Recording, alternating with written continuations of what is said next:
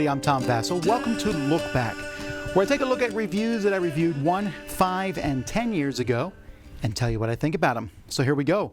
Last year, I took a look this week at Color Brain Disney Edition. It's apparently the same. I guess there's other versions. I've only played the Disney version, but it's essentially, it's like, what color are the pants Mickey wore? And then everyone puts a color out and you reveal them at the same time. I found that I do not know as much about Disney as I thought I might know playing this game. It's fun, mostly for kids. Tricks and the Phantom. This is a logic game. It's a small little game from Oink.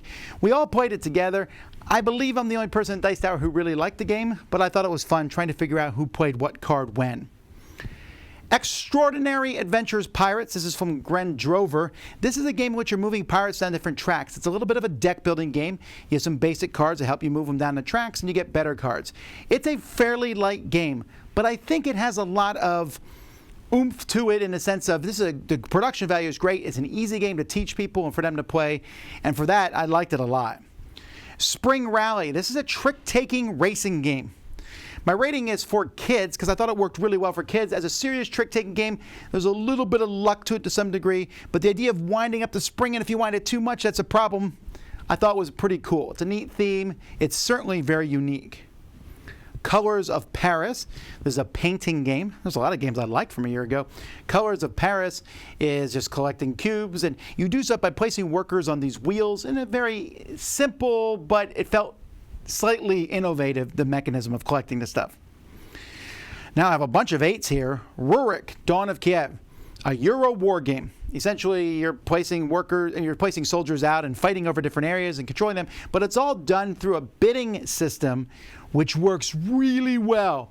Placing people in a column, and you want to be at the top where you get the best actions, but they're also sometimes the most expensive actions, and going first, and placing the numbers on different spots. It's a hard one to give a quick summary to, but it is a neat game, and one I think that should probably have more buzz than it does.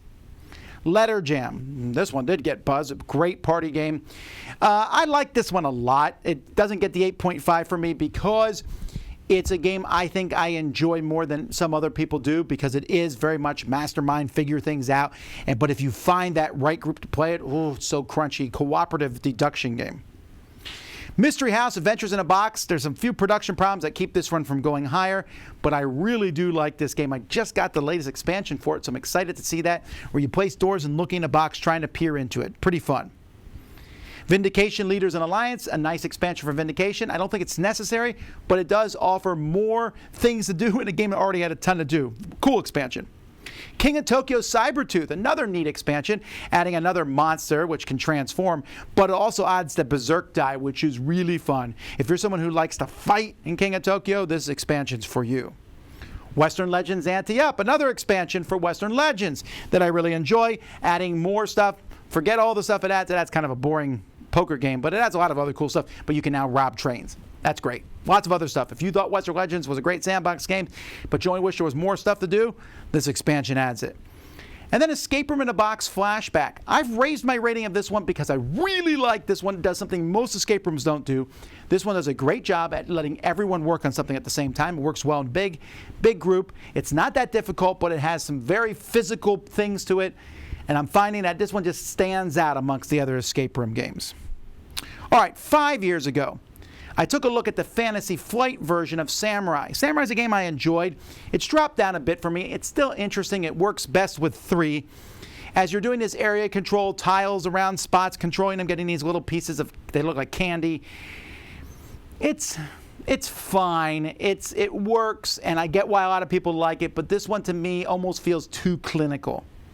Homeland, the game, still haven't watched a TV show, but this is about trying to figure out, it's kind of like a big social deduction game, and I thought they did a pretty good job of it.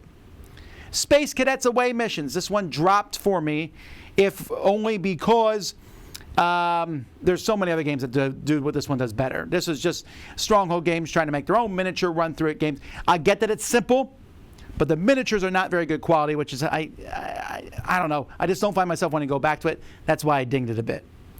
Framler U, I can't pronounce, is a trick-taking Cthulhu game. That's fine. Dead Men Tell No Tales. Z really likes this one. I like it too, not as much as he does. It's a mix of Pandemic and several other cooperative games. I felt the reason it's not ranked higher for me, I felt like almost there's too much going on, but I get why people like it, and it is a fun theme. Dice Alias, that's where you roll some dice, and what does the word mean?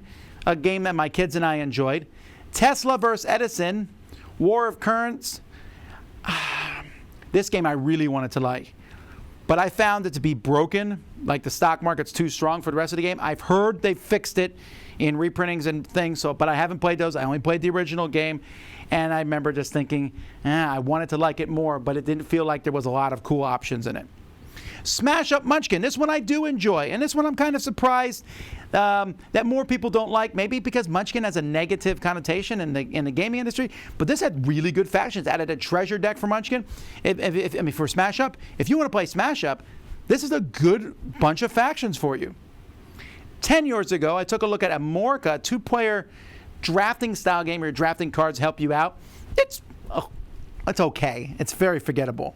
And then Code 777, which is not 777. I didn't say it, 3 times. It's not forgettable. It's a deduction game that still works today. It's a lighter deduction game where you have a code in front of you and you ask other people questions using colors and numbers and things to determine it. It's not a heavy deduction game, but it's one that I like, and it was one of the first reprints from Stronghold Games, so you have that.